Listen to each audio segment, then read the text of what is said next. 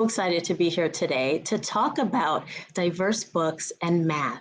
So my name is Janae Brown Wood, and what I'm going to do is pull up my slides and let's get started. So the title of my talk is Adding Diverse Books to Your Mathematical Practice. But before we jump into the specifics, I thought I'd give you a little introduction of me.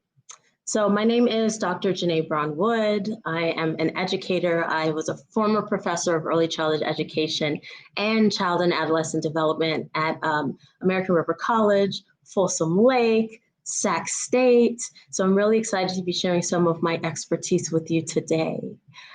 On top of being an educator, I'm also a researcher and a scholar. My research looked at investigating the lack of diversity in children's books and how it influences children's development and academic outcomes, which of course speaks to why I would be discussing diverse books with you here today. Because I wear many hats, another hat that I have is, sorry, waiting for my slide. There we go. It's a mommy. And you know, that's like one of my favorite hats. So I'm a mommy and a wife. That's my husband, Cottrell, and my daughter, Vivian. And a lot of what I do is very much, pushed and supported by what I want to see in literacy for Vivian. So that's some of my impetus. And then last but not least, I am a children's book author. I write children's books as well as poetry for children. And really what I try to do is work to help children feel represented on the pages of books, because as I'll share a little bit, I didn't so much have that in my own experience. So I'm so excited to be here today. I want to show a few images of some of my books so that you see what sort of books I write.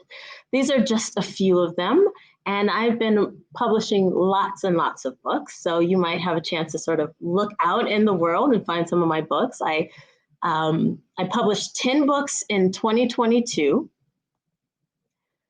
I published, or 8 are coming out this year.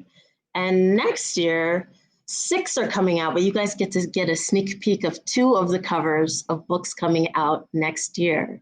So I take the role of children's author, especially of diverse books, very seriously, and I just love being able to do that. So I'm seeing all these hellos from all over the place: California, Irvine, Wisconsin, Boston, Bakersfield. Oh, I'm from Central Valley, woo woo. So thank you all for joining me and welcome. Here's what I have planned for today. We're going to talk a little or think a little bit about our own past experiences. Then I'll share a little bit about what research says related to what I'm talking about today.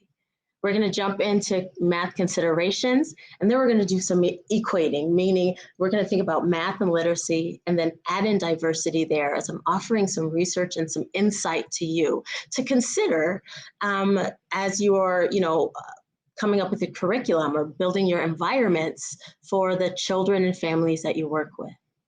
Then I'll talk a little bit about utilizing books and materials within your classrooms or whatever spaces that you work with children and families. And then I'll offer a few additional resources. Sound good? All right. So to start off with, I want you to think back on an experience from your past that made a lasting impression on you. So just do a little reflecting. What was something from your past that made a lasting impression on you? Put it in your mind, hold it there for a second. Now, as you're thinking of that experience, I also want you to think about, how did that experience make you feel? And even thinking back to it, how did that experience make you feel? So if you are so inclined, use the chat right now and think about that really impactful experience, and then just type in some of the feelings that you associate with that experience. So type it into the chat. What are some of the feelings that you have tied to those experiences? Let's see, I know there's a little bit of a lag. All right. Any experiences that came to your mind when you thought back about and feelings tied to those experiences when you thought back about something that was very impactful to you. Let's see. I see a few coming in. While you're thinking about that, I'm going to share one of mine. So when I think about this for myself, when I think about some of the experiences that I've had, one really comes to mind. So I'm showing you right now, this is a real image from one of my elementary school yearbooks. And this is Mrs. Welch. She's here on the side. And that's me. I blurred out the other faces, but that's me right there in the middle. And I think back to an experience that I had when I was in 6th grade, moving on to 7th grade. And Mrs. Welch would always write these predictions for all of her outgoing 6th graders. And the prediction she wrote for me, I don't have it memorized, but it went along the lines of, best-selling author Janae Brown has done it again. And then it goes on to talk about all these amazing books that she writes. Now, keep this in mind. I was in 6th grade when she was making this prediction.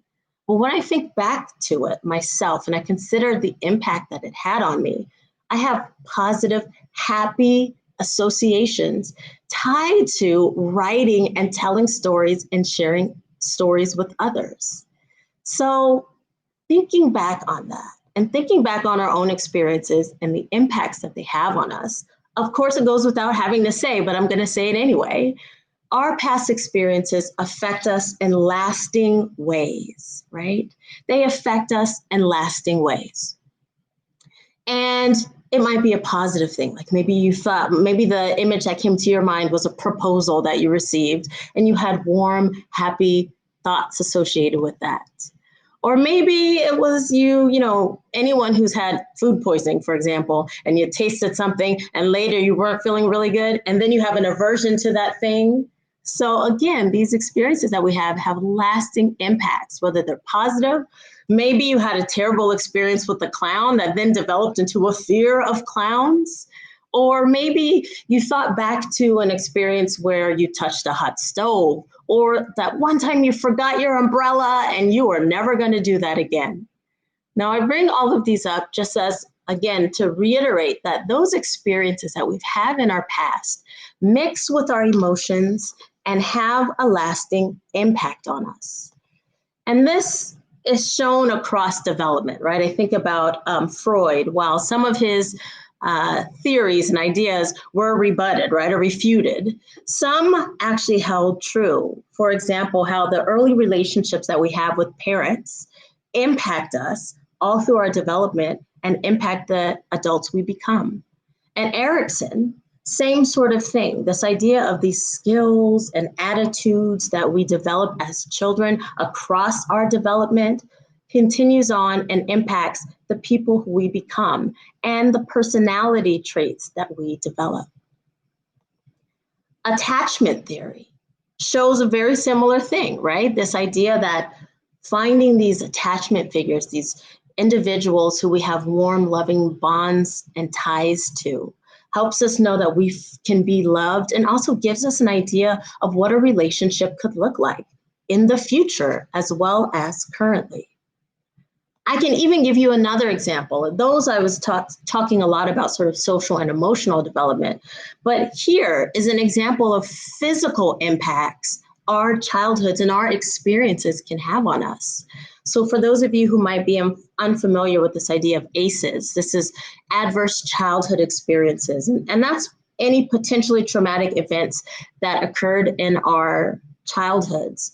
Well, those events can have lasting impacts on our health, our opportunities for jobs, our education. They can lead to this higher likelihood of things like chronic health problems, mental illness, substance abuse.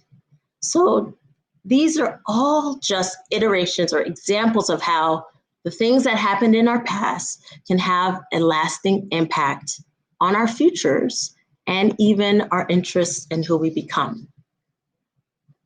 Now, why do I bring all of this up?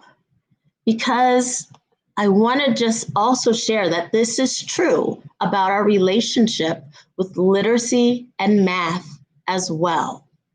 And that's why, as educators, we have to keep this at the forefront when we're considering the sorts of curriculum, sorts of environments, sorts of experiences that we're building for children within our classrooms, within our homes, and within our communities. I'm going to give another example of myself from my own experience. So that's a young me, right? While I loved being read to by my dad, he would read me poetry and stories, and I really enjoyed that part. But I was a child who was outgoing and who liked to, again, share stories and write stories. But when it came to reading by myself, I actually despised it. I didn't like to read at all as a young child. And when I reflect back to that, I think that perhaps one of those reasons that I didn't like to read is because I couldn't find myself represented in the pages of books. First of all, there are so few books that might have had Black protagonists. And in so many instances, they really weren't characters that connected to my own experience and my own life. And so I developed this distaste for reading. But instead of throwing literacy to the wind and saying, I'm not going to engage at all, what I did instead is I wrote. I wrote my own stories. I wrote my family into the stories in elementary school. Like, these are some examples of unpublished picture books that I wrote and illustrated called Taylor the Tyrannosaurus Rex. My little sister's name was Taylor, so it was based on her as a character. I would also write stories like Detective Janae. So again, while I wasn't able to find books that looked like me or stories that I connected to, I wrote them myself because of that. So what about my experiences with math? While I had positive experiences with writing, I didn't so much have positive experiences with math. Matter of fact, math and I, we were not friends. And really, all the way through childhood and adulthood, I struggled with math. So much so that I almost didn't get into a graduate school because of the GRE and the math section of the GRE. All the rest of the sections, nailed it, right? Reading comprehension, writing, all of those pieces. But the math part really affected me and made it difficult for me to finally do what I needed to do to get into graduate school. Again, these experiences that I had early on thinking about math were not very positive ones. When I consider my experiences, I remember having hard feelings with math. I remember thinking of math being things like worksheets, and there's only one answer, and you either got it right or you got it wrong. And I remember having my papers be marked up and me not being able to figure out how to get to the proper answer. And because of that, feeling like, I'm not really good at this math. And so I think because of that, I want to avoid it. And so I never built confidence in math as a child. So it made sense that as an adult, I would continue to struggle with it. So I moved away from it. But in reflection, so often I wonder, what might my story have been if I had found a love for math? What would my story have been if I had these positive experiences with math that told me, hey, you can do this, you're good at this? Might I have, become something like an astronaut or an engineer, an architect, or maybe I would still be a professor, but it would be a professor of mathematics. Now, this is not to say that I, don't like the career choices that I made. I do. I love them.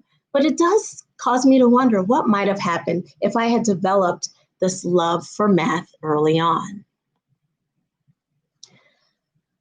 So many of our memories and our thoughts tied to math feel like this: wrong, worksheets, only one right answer. But it doesn't have to be this way. As we all know, math is so much more than this. It's more than the worksheets and the incorrect answers. It doesn't have to be this, and it doesn't have to be the association children build with math.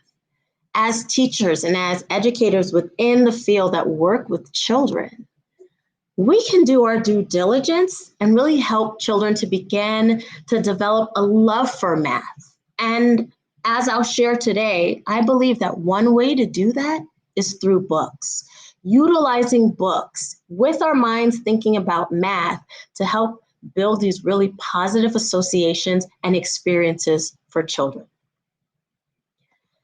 So let's think a little bit about what research says. So I'm going to offer a few insights tied to research.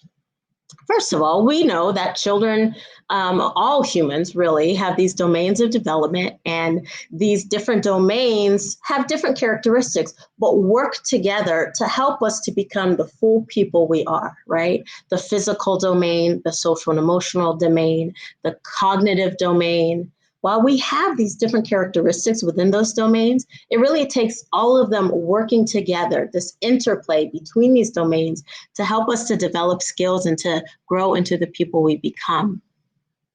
Now, these domains can be supported in so many ways: talking, playing, play dates, outings, reading, visiting the park. As early childhood educators, we know this, right? We know that these hands-on experiences and activities that we offer children can really help support the domains across the board. And while they're being supported, this means that it lays the foundation for healthy brain development. So our children can learn literacy skills, can learn to read, write, and spell. So they can learn math skills and develop mathematical thinking. And so they can learn all of the other skills and the plethora of capabilities and capacities as well. Now, adding on to this idea, right, that we have these domains of development and we want to support children holistically, we also want to keep in mind that the way children see the world is very much through their own lens. And Piaget coined this term egocentrism, right? That children have a difficulty really being able to fully understand the perspectives or viewpoints of others. That comes later. That comes, past preschool. And so what this means is so many of their early experiences start with the self and extend outward. If we think about like a young toddler who is exploring the world, say he's playing with blocks and he's stacking those blocks and he knocks them down and he stacks them some more and he knocks them down. This experience that he's having engaging with these blocks are helping him to develop his understanding of the world. But it's through his hands-on manipulation with those things that he begins to have this development. So many of our understandings of the world start with the self and extend outward. And this is true when we consider our cultures and our lived experiences as well. Now, Hammond had this idea of cultures, and I'm not going to go into a lot of detail about this, but something that I think is important for us to take away is that when we're thinking about culture, this is the lens that our brain uses to interpret the world and process information. And in order for us to be able to learn new information, we have to meld this new information with the information that we already have. And so much of it, again, is through this lens of what we know and our own experiences. So taking those pieces, and then us as educators being thoughtful in the way that we support our learners is of utmost importance. So keeping in mind, keeping this idea of thinking about our children's culture, thinking about their experiences, remembering that so much of how they look at the world is through their own viewpoints and not necessarily those of others. We want to keep this in mind as we're teaching children early math skills, early literacy skills, and all other domains and disciplines as well. So now to think about literacy and math being everywhere. And in one of the earlier talks I did a few months ago, this idea like math goggles, having our eyes open for where there is math. And then, especially when they're in the immediate environment for the children that we're working with.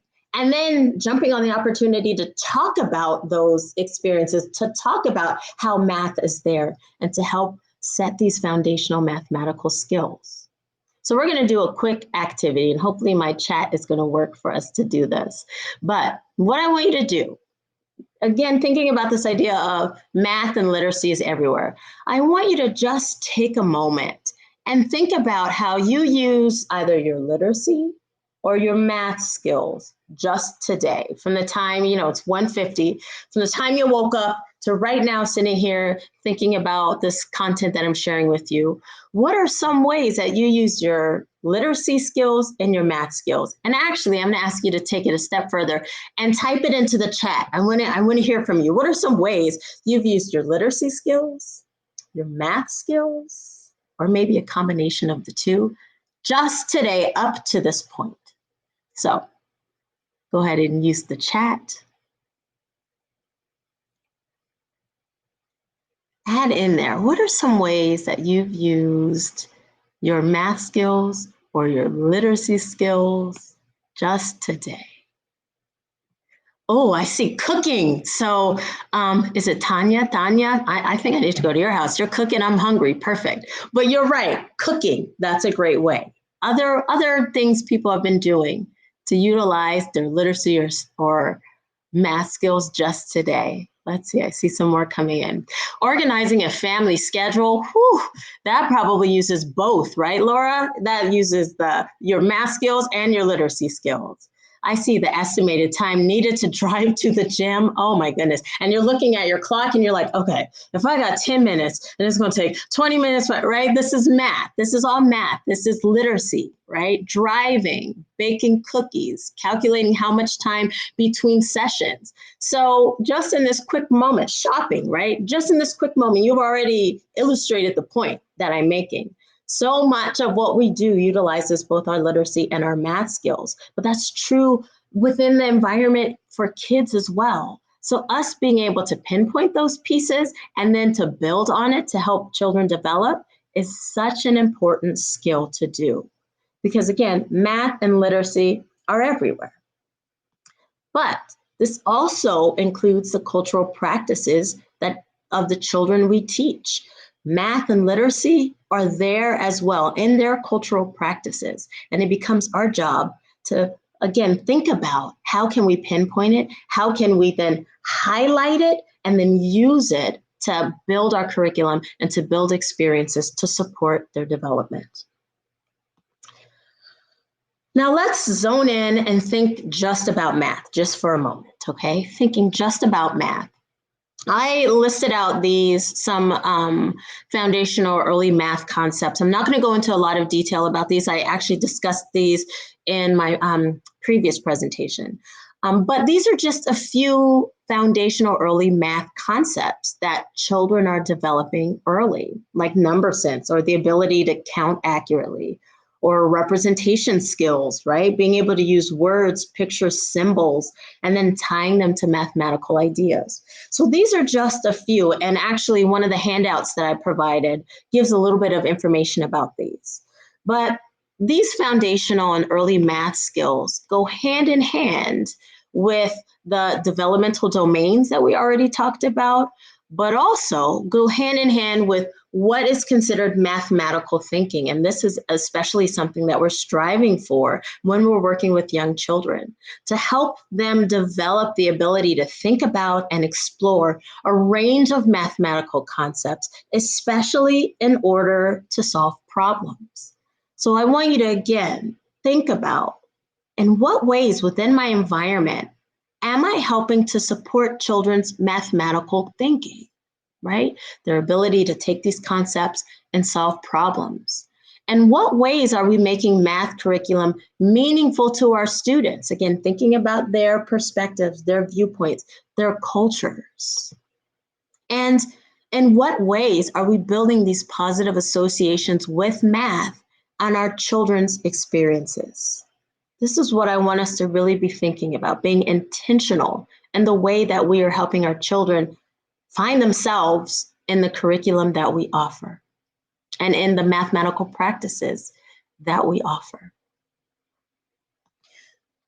Now we're going to add in another component to our equation, right? We just talked a little bit about math, but what about literacy? Math and literacy. Well, it actually turns out, first of all, that of course, there are some things that tie to what I've already sort of discussed with you children, having these viewpoints, some of that egocentrism. But research suggests that there are associations, of course, between the amount of time engaged with reading, reading activities, and improvements in reading. But not just that, that there are different factors that influence a child's interest to even engage with the book at all. The book topic, physical characteristics like what's on the cover. So again, thinking about children's viewpoints and how so much of what they see in the world really comes through what's connected to them. And then this last bullet point, that children have preferences for things that they have more familiarity with. Now, this goes hand in hand with literacy. But now let's start thinking about literacy and its connection to other disciplines. Research also suggests that strong reading skills relates to things like increases in motivation and confidence. Here are some social emotional skills we're talking about. So those children who have these strong reading, writing, spelling skills, we see tied to an increase in motivation and confidence. But not just that, those same strong readers and strong literacy, children with strong literacy skills, they tend to have these advancements and improvements in other academic and content areas as well, like history or geography. But as you see, what's highlighted there too, math as well. And it actually turns out research shows that there are so many associations between math skills and literacy skills. Research suggests that there's a strong and often predictive relationship between math and reading achievement across development. Some specific examples are like early vocabulary skills supporting budding numeracy skills, early reading comprehension, and a positive relationship with the application and understanding of different mathematical concepts. And also that there's this overlap with the processes required for cognition, processes like nonverbal reasoning, working memory, speed of processing, right? So there's an overlap between math skills and literacy skills, and this strong relationship. Some studies have actually shown that correlations as high as 0.7, which if you go back to any statistics that you had or any research methods courses you've had, 0.7 correlation, that's a pretty strong correlation. And what that says is that there is a relationship and association between early math skills as well as early literacy skills. Not just that. Research also says that math skills, and a couple specific studies found this, that math skills early in the kindergarten year were better predictors of later reading than early kindergarten literacy skills. I'm going to say that again because that just is mind-blowing, right? This idea that math skills in the early kindergarten years had a stronger predictive value, meaning could show the stronger prediction to later reading than actual literacy skills. So this again tells us that there's a very strong relationship. And not just that, research also suggests that there's a relationship between math and reading skills when it comes to difficulties as well. So for example, if you tend to have difficulties in reading, there's an association with difficulties in math as well. So like dyslexia and dyscalculia, that there's a relationship there. And then this other piece that, again, even as math and literacy skills develop, there is this association where math skills support reading skills and reading skills support math skills. And this persists through middle and high school and even beyond. Now, I'm bringing all this up to, again, just show you that sometimes we think of math and literacy, not sometimes, often, as being these disparate or separate elements. But as research is suggesting, there is a connection between the two. And as educators, we want to consider this connection because clearly there's something going on with the skills needed for developing literacy and the skills needed to develop mathematical skills and mathematical thinking. Now, while research has shown this, research also says that the relationship is still not fully understood, right? That some studies found this and other studies found that. So there is a relationship, but it's not fully understood and more studies are needed.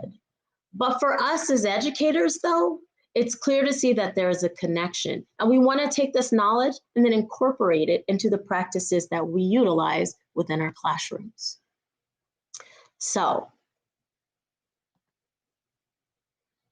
now moving from merging just math and literacy and reminding ourselves again, or asking ourselves, in what ways are we making math and literacy curriculum meaningful to our students, thinking about their viewpoints, thinking about their cultures and their backgrounds, and in what ways are we building positive associations with math and literacy and our children's experiences. This now leads me to, I think, kind of the crux of what I want to discuss today, and that's this idea of the importance of diversity, right? Adding this next piece in our equation, math plus literacy plus diversity.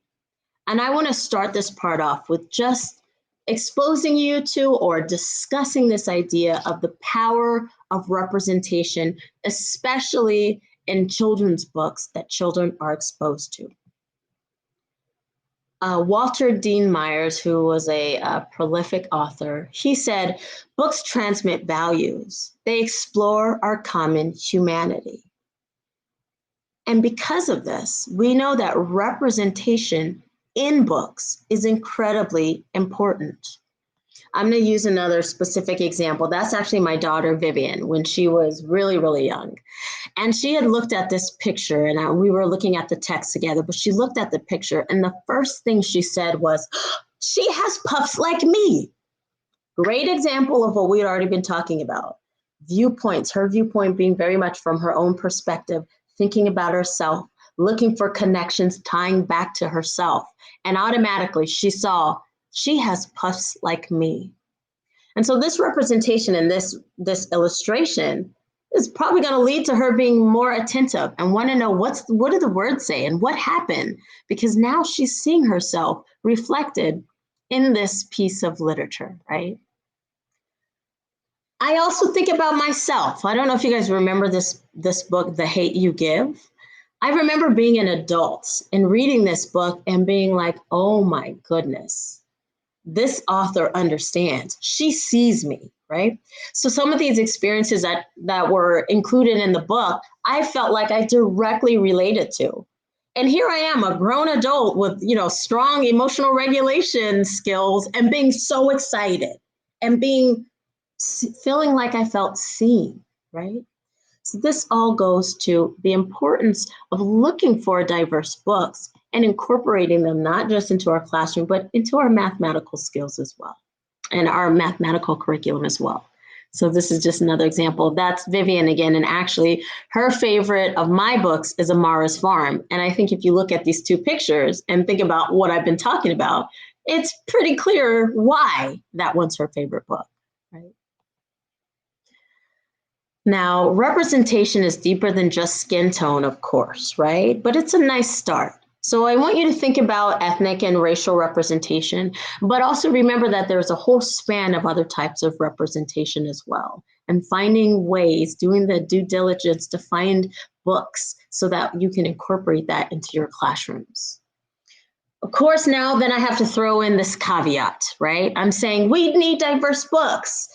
But research also shows that there's a lack of diversity in books that are published for children as it is. Here are a few statistics, okay? I'm going to show you some some graphs. There is this entity out of the University of Wisconsin-Madison, and they're called the Cooperative Children's Book Center. And across decades, really, they have been collecting a subsection of the books that are published and doing some math tied to them, looking at the number of books that featured characters of color compared to white characters. And as you see in 2012, if you're looking at those numbers, right, you can see that in 2012, there were 3% of the books that were published, children's books is what we're talking about.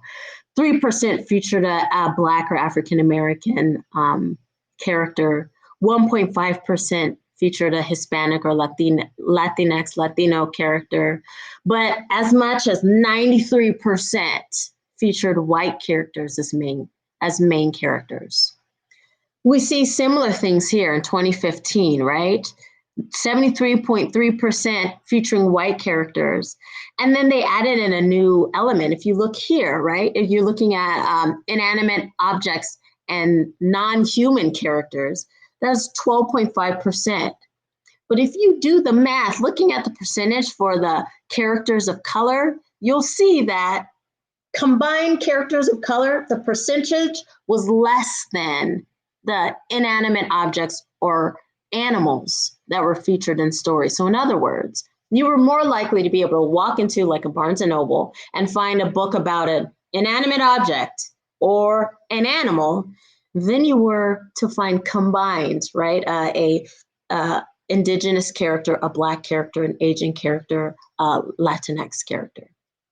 We see similar trends in 2018 with some improvements. In 2020, same sort of thing. We are seeing some improvements, but again, if you take the combined number of BIPOC or characters of color, it still was less than animals or inanimate objects. And white characters, still, you were way more likely to find a white character as a main character in a children's book than you were a character of color. What does it look like now, right? And I'm not sure if you're able to see this very well, but this is pulled from the Social Justice Books website. And as we see, again, this is just more of the Cooperative Children's Book Center's work.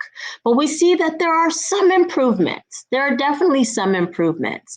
And as of 2022, about 39% of total books received have at least one BIPOC primary character or human subject. So we're seeing some improvements. And when we look at also statistics tied to books by authors or creators of color, books about characters of color, and also primary character subject, we're seeing an increase in diversity, but it's not enough.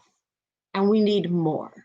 And us as teachers, this means that we have to work a little bit harder to be able to find those books so children can see themselves represented within our classrooms. Now, here's one of the reasons why, right? I'm talking about the importance of diversity and representation in books that we offer for children. Well, as one scholar put it, when children cannot identify with a book or see their lives celebrated through stories, it may have a negative impact on their self-image.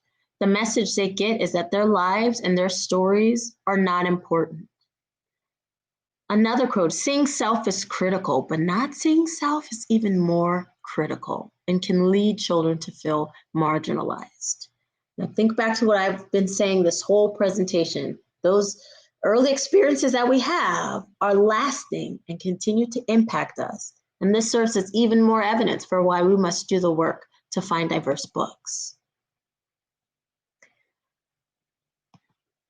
So, I'm just for time's sake, I feel like I hit on these pieces a little bit already. But the next piece I just want to hit on is this idea that Dr. Rudine Sims Bishop came up with. Again, going back to why it's important that we find diverse books. Because according to Dr. Rudine Sims Bishop, books can be windows, they can be mirrors, and they can be sliding glass doors. And hopefully, this is not your first time hearing these terms. I'm hoping that this is just a review, a reminder of the importance of diverse books and what they can do within our classrooms.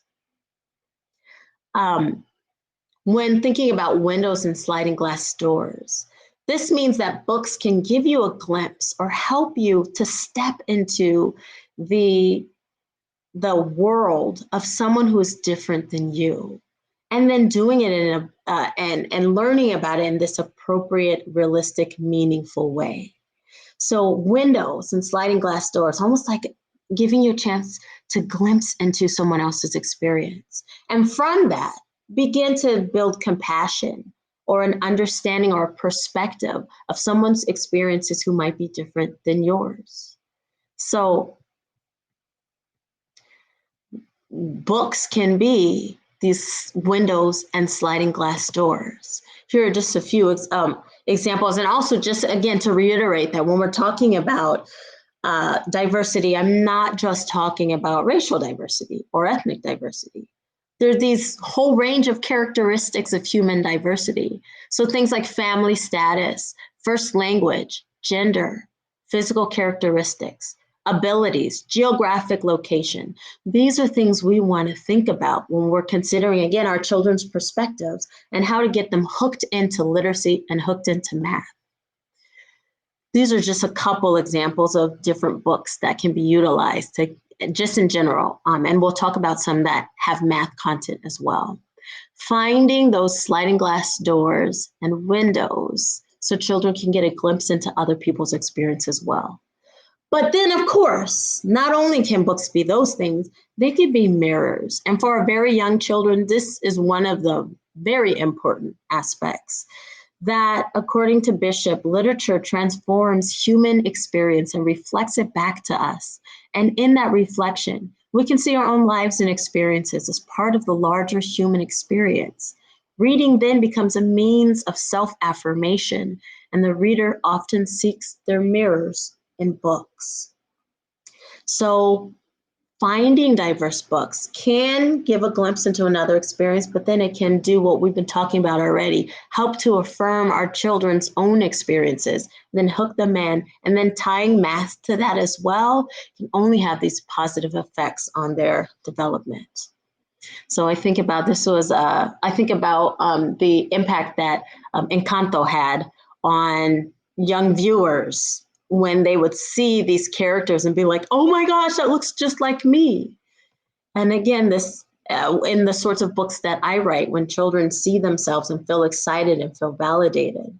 So our job is to especially try to find those mirrors for our children, because then they can also be these sliding glass doors and windows for the other children within our classrooms, and finding this balance so that everybody feels represented, but also everybody gets a chance to learn about others as well.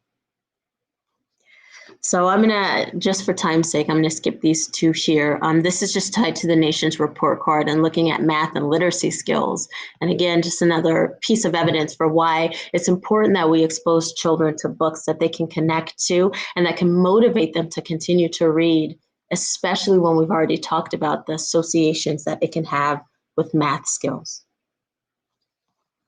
So just for time's sake, because I'm quickly running out of time, I want to now move us back to this idea of, again, literacy and math are everywhere and that representation matters. But now, what can you do? What are some hands-on things that you can do as you're considering how do we make sure that our books that cover literacy have representation and math, so that it can help to support these overall domains? And the idea is intentionality. Yes, it's going to take some work, but it's possible, and it makes it so meaningful for the young children that we serve. I'm going to share just a few pages because the publisher doesn't allow me to share more than a few pages. But I'm going to share one of my books, a few pages of one of my books with you. It's called Grandma's Tiny House. And I'm going to share it, and then I'll share a few thoughts tied to it as well. So this is Grandma's Tiny House, written by me, Janae Brown Wood, illustrated by Priscilla Burris, and published by Charles Bridge Publishing. Grandma's Tiny House. Tiny in size, at the edge of Brown Street sits Grandma's old house where we all go to meet. Grandma's house stays small as the family grows. Will everyone fit inside this time? Who knows? One grandma waits in her big easy chair while two turkeys send scrumptious smells through the air.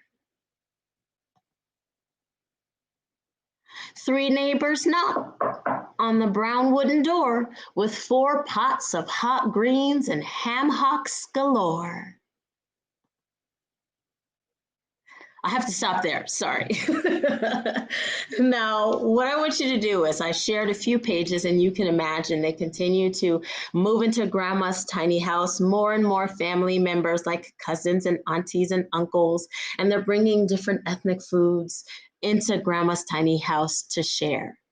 I want you to take a moment and do, again, some reflection. Did anything in this book or these pages that I've shared with you or described remind you of your own childhood or your own experiences? Let's go back to the chat. Did any of them remind you of your own?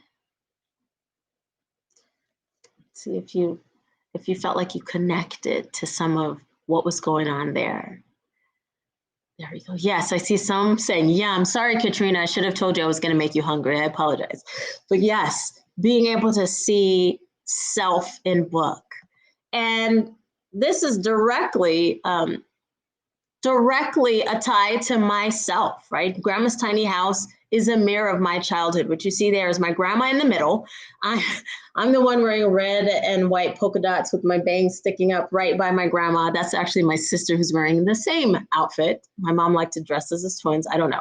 But anyway, as you see what I'm describing, all these family members coming in and will we all be able to fit was a direct mirror of my experience as a girl growing up in Fresno, California. And while some might not directly connect to this, others, again, who don't share all of my experiences may still be able to relate. And it still allows for conversations about what I do at my house versus what you do at your house within your classrooms to help bring children together. So considering the math within a book like this, so I didn't get to, of course, read it all. It counts all the way up to 15. It counts from 1 to 15. When you're looking at books like this, books that include math in them, I want you to then think about what math-related activities might you pair with a book like this? And how can you use this book to offer hands-on experiences for kids you work with? So I'm bringing up some of those early math skills again, things like number sense, representation, spatial sense and patterning, measurement and estimation, one-to-one correspondence, and problem solving overall.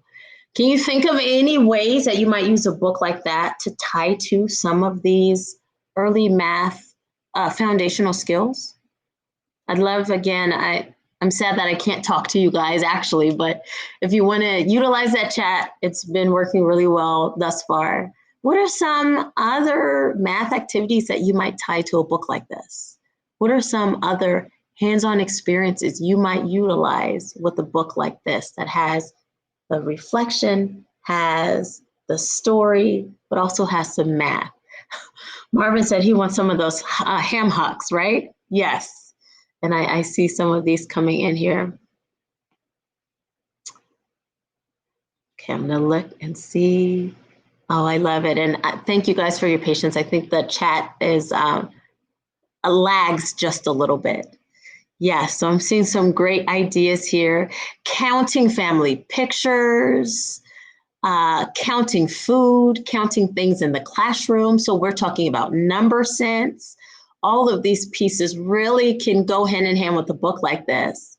Jeanette, oh, hi, Jeanette, talked about paralleling this with a book like Mouse Count and how teachers use tape circles and add children. So now we're bringing in the physical domain. Yes, all fantastic ideas. And I just had a few too to share. Oh, sorry.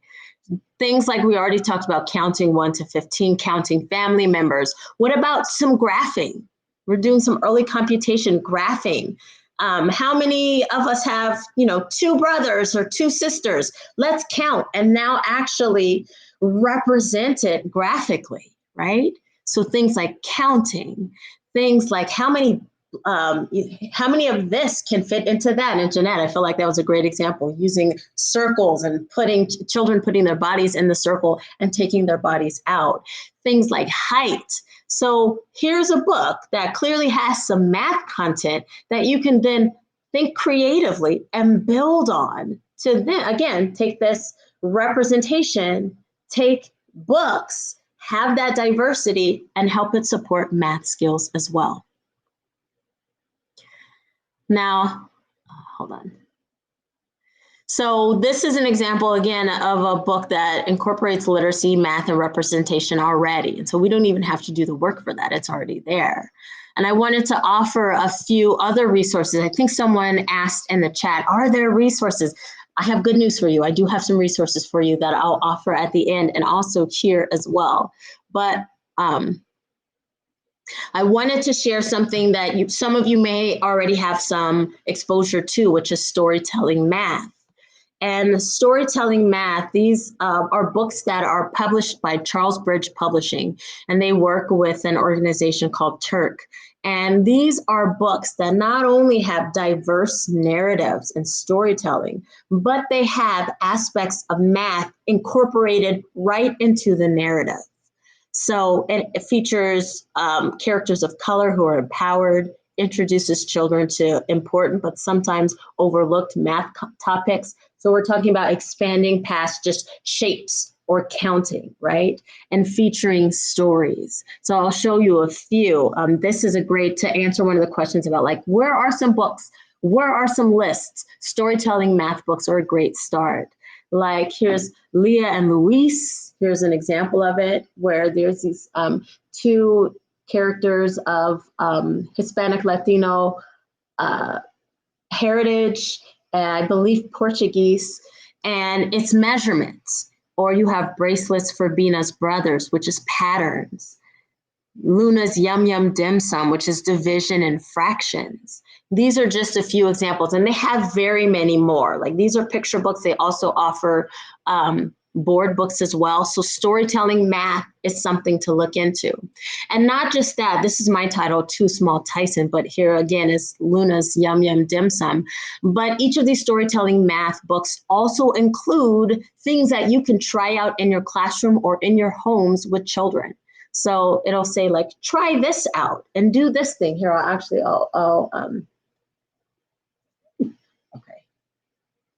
and Leah and Luis, try this out. Encourage children to compare objects. Ask children to talk through their reasoning. When you're talking with children, use comparison words. So not only, again, do these books have diverse characters, narrative, they have the math incorporated into them and some additional things to help support you with working with children in your classroom with these. So that's storytelling math, right? But that's just one piece. That's the math and the diversity is already done for you. But we know that I've already told you that there's a lack of diversity already in books that are published. So that means that we as teachers and as educators have to challenge ourselves to think outside the box, move beyond sort of the easy or obvious mathematical books, and really start to think, again, centering on some of that, the diversity, and then finding ways to tie it back to these foundational early math concepts that we know children are developing. So a big takeaway that I just want to share with this is that centering on finding books that represent your children, then beginning to think about how math is everywhere, starting there and working from there as well. Now, I know we're getting close in time, but I was going to offer one other example. These are some of my books too, and I just use my books because they're my books and they're easy for me to access and to share with you. But I have the Where in the Garden series, and this has diverse children, and it's got compare and contrast, which also are tied to mathematical thinking and mathematical skills. But what I want to do is I want to also give you this idea really quickly. I'm going to move past this. You'll get to just kind of get a few pages of Miguel's Community Garden and the way these books are set up, where you have characteristics of a certain produce or plants, and then children have to help the characters move through these different types of gardens and compare something that this produce has in common with the one we're looking for, but then something that it has different. Now, the thing I want to bring up when it comes to the Where in the Garden series, and also just a tip for you, is to not only look at the books, but look at the supplemental materials that are provided to go along with the books that you are using within your classrooms. So finding diverse books, looking around for some of the supplemental materials. I'm going to use my example here of Cooking with Janae. I was going to show you the video. I'm not going to have time to, but that's okay. But here, the publisher already creates some educator and activity guides and will incorporate aspects of math that you can utilize in your classroom to help support children's development. And this is right on their website, free. And this is the case for many different publishers, and many different authors will offer things like educator and activity guides.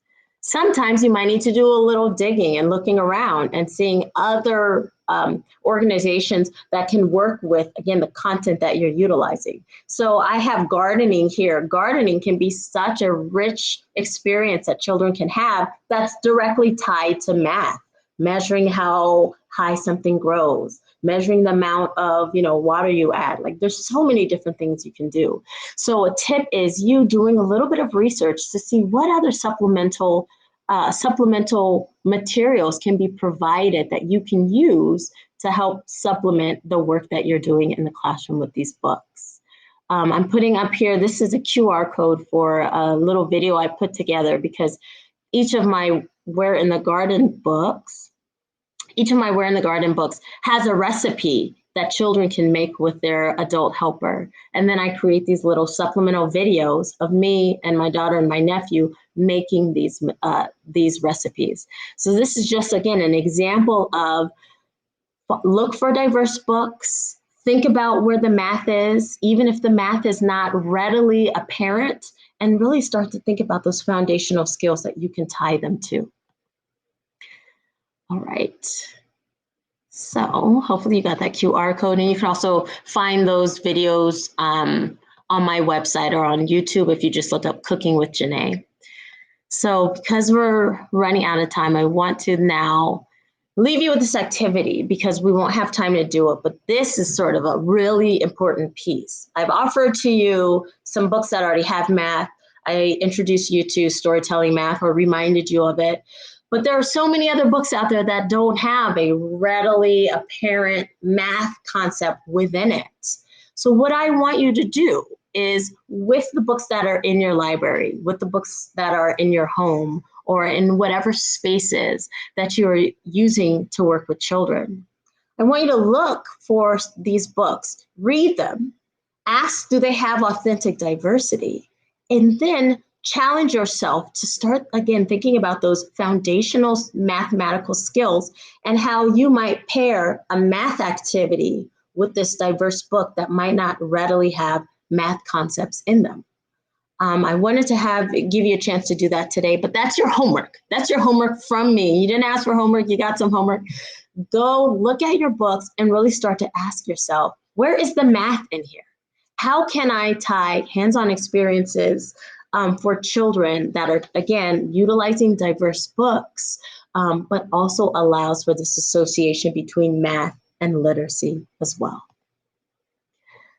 So to wrap up my presentation, again, this idea of the importance of merging math and literacy and diversity, how doing this is going to help support all these domains of development, especially when you're thinking creatively and you're finding ways to allow children to use their bodies, support their social emotional development as they're able to see themselves reflected, support mathematical thinking and cognition and these early literacy and math skills. All of this goes hand in hand. And then again, thinking about those non-math books too, and thinking outside the box of how you can then utilize these books and then tie in your own math activities to help strengthen that association between early math and early literacy. It's going to take some work. I'm not going to lie to you. It takes work, but hopefully it's a fun challenge for you that will give you a chance to be creative and push your own thinking about math, looking for it everywhere in your environment, and then finding it in books, diverse books, and sharing them with children. The effort is so worth it. And it speaks to a lot of why I do what I do, trying to write books where children can find themselves in meaningful ways, utilizing mathematical concepts in some of my books so that children can think of themselves as users of math too through the stories, and incorporating them into the classroom, into curriculum, into their literacy practices at home so they can feel represented. And then again, think of themselves as mathematical thinkers while they're engaging in these diverse books. So, us as educators working to ignite an interest in literacy and math by helping children to connect to those aspects in meaningful ways. It's us doing the due diligence and being intentional, thinking outside the box, and really pushing ourselves to think about our children, think about their experiences, remind ourselves that so much of their perspectives are tied to the self, and then capitalizing on that to help support their math and literacy skills. Because you just never know what that intentionality might bring, right? You very well, and most likely many of us do, have a future astronaut in your classrooms, have a future architect, an engineer, have a future math professor. So doing this work to get them excited about math and build positive associations early on is of utmost importance. Going back to thinking about my experience and Mrs. Welch and what she said about my writing skills and the impact that it had on me as an author. This is actually a picture of, in 2014, decades after I had graduated from Mrs. Welch's class. And that's me and her, because she came to my book release party for my first book, which was called Imani's Moon. And I got to take a picture of her and read this prediction she made so many years ago. This is just a reminder that your impact as teachers and advocates is immense, and it's far-reaching. And that work that you put in to help support our learners' math skills, literacy skills, and being able to find themselves in your classroom is so important. So our kids deserve the opportunity to find their true passions no matter what. And a big piece of that falls on our shoulders to really help support them. So as promised, here are a few resources for diverse books. You can take a screenshot of this if you like. I also included this on the handout, on the backside of the handout that I gave, or that should be posted. We Need Diverse Books is a fantastic website if you have not seen it. If you just Google We Need Diverse Books, the website might look a little different than this, but they have resources for parents, educators, and librarians. They have lists of books, lists of where to find diverse books. This is just an example of some of the resources. So I would encourage you, if you're like, but where do I find these diverse books? Here is a great starting point. We Need Diverse Books. I also put together a few websites where you can find math books, like the Dream TE website is a great one. So this is also included on the handout for you. And so this last one is, I think someone said my ugly face is covering parts of the website or the screen. So I'm going to turn off my video in a moment, but this is just a QR code to ask you to share your feedback about my presentation. I'd love to hear your thoughts on that. Here, I think I'll take this off just for a moment so you can capture it. Here we go.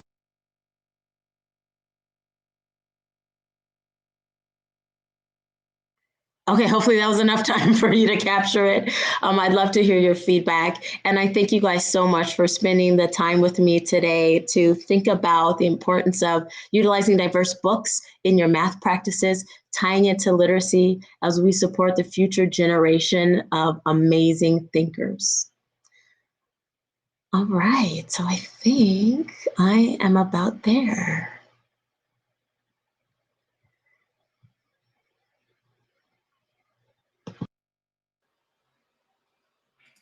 Great. Thank you so much, Janae. That was awesome. Thank you for all that awesome information. We just have a couple of reminders. I'm going to move us around so you can see the whole PowerPoint. First of all, thank you all for coming and joining us for a full day of fun and math. We're really happy that you all were here. We would like to remind everyone that our registration is open for our fall forum. This is going to take place on October 5th from 6 p.m. to 8 p.m. Pacific time. You can register with that bit.ly, or you can just go to our early math site at earlymathca.org, and then there's a button for you to register. Also love for you all to stay connected. Oh, actually, I'm going to pass it over to Carolyn really quick. Thanks, Naomi. So many of you probably, if you've been attending our symposiums for a while, know that Stuart J. Murphy is often a frequent presenter. He's a pretty beloved children's author. And you may or may not be aware that he has a newsletter that comes out probably every couple of weeks. And he and his associate Janet Ginsberg put together this really lovely archive of free resources that have to do with early math and social emotional learning. I noticed on his most recent Substack post that he asked for some information. He would like to have a better understanding of the need for children's books that are written in Spanish and get a sense of what is needed in homes and centers and in schools, and whether people would prefer to have books translated into a Spanish edition or other languages, and also if they would prefer to have bilingual texts.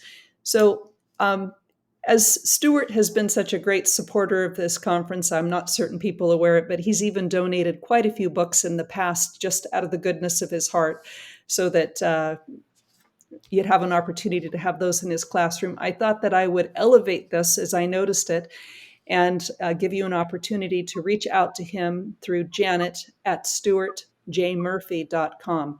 We'll send some information in a follow-up email in case you want to subscribe to his Substack, but also so that you can respond to that question.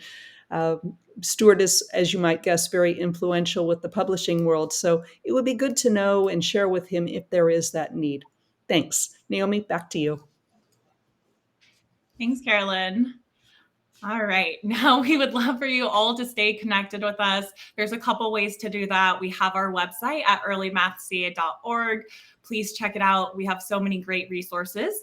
Also, all the resources from today that the presenters had attached to their descriptions will be posted on our website along with the recording.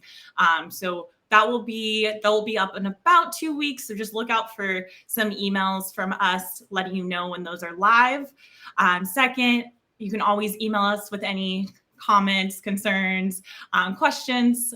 Feel free. The email's on the screen. Also, there's a way to sign up for our newsletter in the end of the event survey, which I'll talk about in just a second.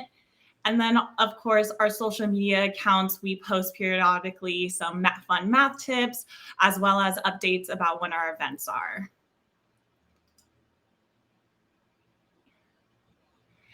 Then, like I mentioned, we have an end of the event survey that's found on the right-hand side of your screen. We would really appreciate if you can all fill it out. It's a combined survey with the keynote and also just some last questions about the whole day.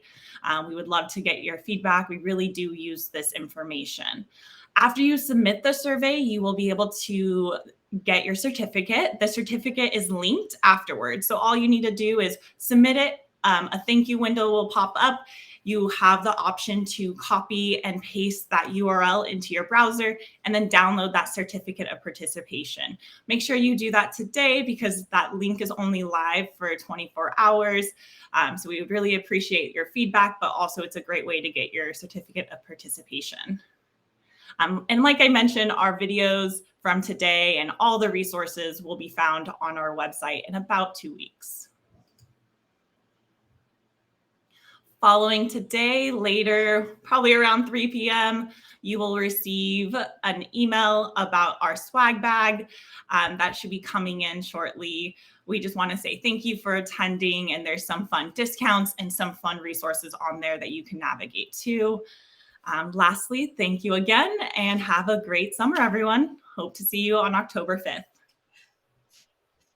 Bye. Bye.